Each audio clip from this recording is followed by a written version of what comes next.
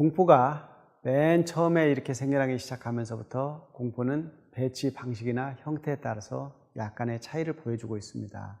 초창기 양식으로 생각되는 것은 민돌이 양식이 되겠습니다. 이것은 공포가 존재하지 않는 형태가 되겠습니다. 그래서 일반적인 살림집이나 그런 데서 공포가 없이 가구가 구성이 되는데 이런 경우에 민돌이집이 되겠습니다. 다음으로 공포가 사용되면서 앞에서 말씀드린 주시포 양식, 다포 양식, 이공 양식이 생겨나게 됩니다. 그리고 하항 양식이 또 따로 있습니다.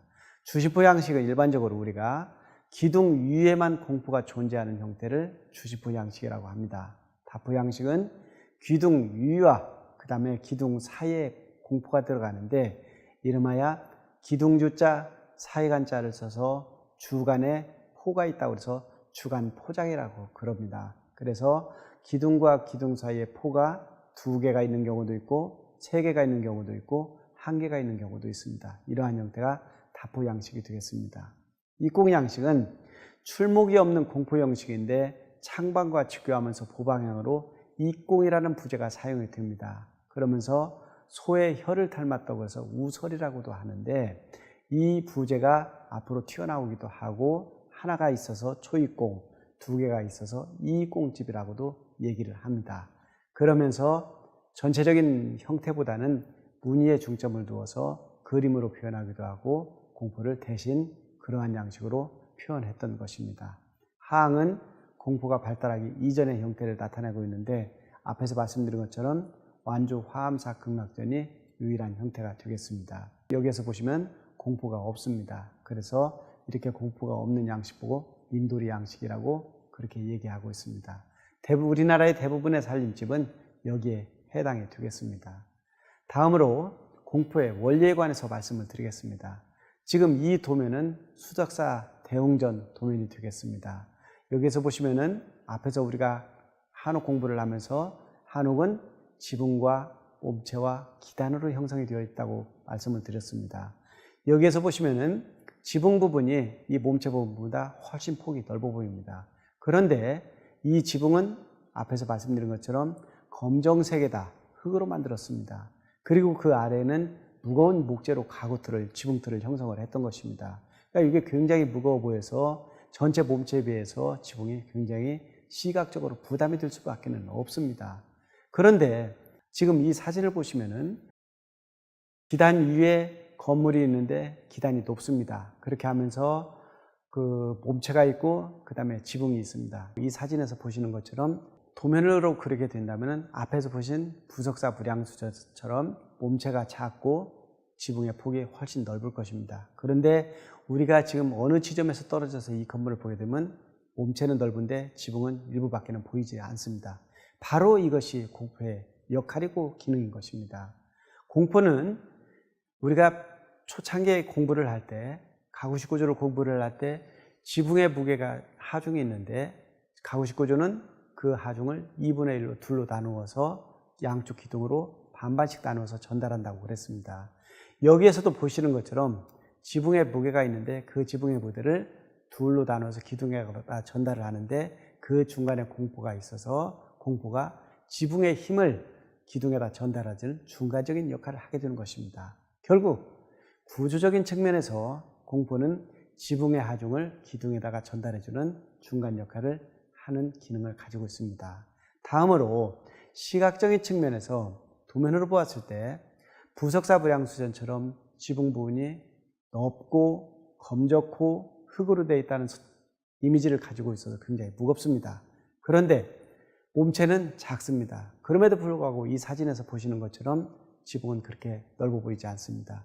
바로 보는 시점에 따라서 지붕의 무게감을 줄여주는 역할을, 시각적인 역할을 하는 것이 바로 공포가 되겠습니다. 그래서 공포는 구조적으로 지붕의 무거운 하중을 기둥을 통해서 집안에 전달해주는 역할을 하고 시각적으로는 지붕의 넓은 면적을 넓게 보이지 않게 하는 2가지 역할을 하고 있습니다. 인체로 얘기를 한다면 공포는 어떻게 보면 우리 사람의 관절과 같은 역할을 해주는 매우 중요한 부재인 것입니다. 주시포 양식을 아까 말씀을 드렸습니다. 주시포 양식은 지금 부석사 불량수전 도면에서 보시는 것처럼 기둥 위에 공포가 하나씩 들어 있습니다. 그래서 기둥 위에만 공포가 있다고 해서 주심포 양식이라고 하는데 이렇게 알아두시는 것이 편할 것 같습니다. 그래서 여기처럼 기둥 위에 공포가 있는 것이 주심포 양식입니다. 세부적인 명칭을 보면은 지금 여기 명칭이 나와 있습니다만은 첨차와 살미와 이런 관계들이 전부 다 얽혀가지고 공포의 명칭을 구성을 하고 있습니다. 그래서 봉정사, 부석사, 그리고 수덕사의 건물들이 약간의 양식의 차이를 가지면서 주심포 양식을 형성하고 있습니다. 다음으로 여기는 전주 객사가 되겠습니다. 보시는 것처럼 기둥 위에 포가 있고 사이에는 포가 없습니다. 그래서 여기는 전형적인 주심포 양식을 보여주고 있는 예가 되겠습니다. 다음으로 여기는 금산사 대적광전 정면도가 되겠습니다. 앞에 기단 부분이 있고 몸체가 있고 그리고 지붕이 있습니다. 여기서도 마찬가지로 몸체와 지붕 사이에 공포가 있습니다. 그런데 우리가 앞에서 보아왔던 것처럼 부석사 불량수전과는 약간 다른 모습입니다. 부석사 불량수전에서는 기둥 위에만 공포가 있었는데 지금 여기 금산사 대적광전에서는 기둥 위에 공포가 있고 그 사이에 공포가 하나씩 있습니다. 그리고 가운데 부분에는 이 가운데 칸은 어칸, 중앙칸이라고 한다고 말씀을 드렸습니다. 가운데 칸에는 2개가 들어가 있습니다. 그래서 기둥과 기둥 사이에 포가 들어갔다고 해서 주간 포작이라고 한다고 말씀을 드렸습니다. 이렇게 기둥과 기둥 사이에 포가 더있는 이런 양식, 이걸 다포식이라고 얘기를 합니다. 여기에 관한 부분은 세부적인 명칭은 보시는 것처럼 창방과 평방 위에 주두가 있고 그리고 공포가 형성이 된 다음에 그 다음에 위에 도리와 장여가 들어오고 있습니다. 그래서 이렇게 포를 형성을 하고 있는데 이게 몇 출목이 나왔느냐에 따라서 1출목, 2출목, 3출목 그렇게 얘기를 해주기도 합니다. 지금 여기에 보시는 그림은 구례화엄사의 곽향전의 공포를 보여드리고 있습니다. 이 건물은 경복궁 근정전을 보여주고 있습니다. 우리나라의 최고의 궁궐 건축답게 다포 양식으로 화려하게 장식이 되어 있습니다. 그래서 다포 양식의 전형적인 예를 볼 수가 있습니다. 세부적으로 공포를 보시면은 기둥과 기둥 위에 포가 있고 사이에 포가 3개가 있습니다. 그래서 주간 포작이 3개가 있는 매우 화려한 다포식 양식임을 볼 수가 있습니다.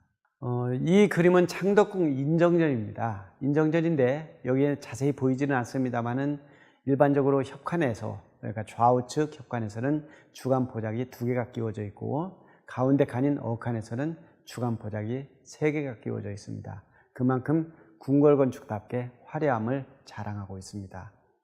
이 건물은 창덕궁 인정전이 되겠습니다. 역시 화려하게 다포식으로 장식되어 있음을 알 수 있습니다. 이 건물은 순천 송광사의 영산전 건물이 되겠습니다. 그런데 우리가 앞에서 봐왔던 공포의 양식의 사진과는 다르게 굉장히 화려하다는 느낌을 갖게 될 것 같습니다. 어떻게 보면은 지붕보다 공포가 더 화려해 보여서 주객이 전되는 그런 내용까지도 볼 수가 있을 것입니다.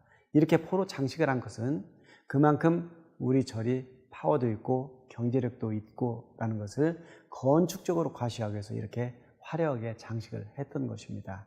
다음으로 입공양식이 되겠습니다. 입공양식은 앞에서 말씀드린 주심포 양식, 다포 양식과는 약간의 차이가 있습니다.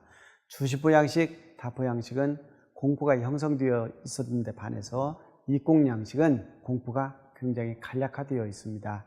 그래서 입공 부분을 소의 혀를 닮았다고 해서 우설이라고 그러는데 이게 하나냐 둘이냐에 따라서 초입공, 이입공 그렇게 나눠주고 있습니다. 입공의 방향은 나란히 서 있기도 하고 서로 마주보고 서 있기도 하고 그 사이에 여의주를 물고 있기도 합니다. 이러한 형태로 장식했던 것이 입공 양식이 되겠습니다. 그런데 입공에는 입공의 모양에 따라서 여러 가지 양식이 있습니다. 지금 여기 보시는 사진은 창덕궁 낙선제의 입공을 보여주고 있는데 혀의 날개 같은 그런 모습들이 보이지 않고 밋밋하게 이렇게 장식이 되어 있습니다. 이런 형태로 날개가 나와 있지 않은 형태를 무립공 양식이라고 그렇게 얘기하고 있습니다.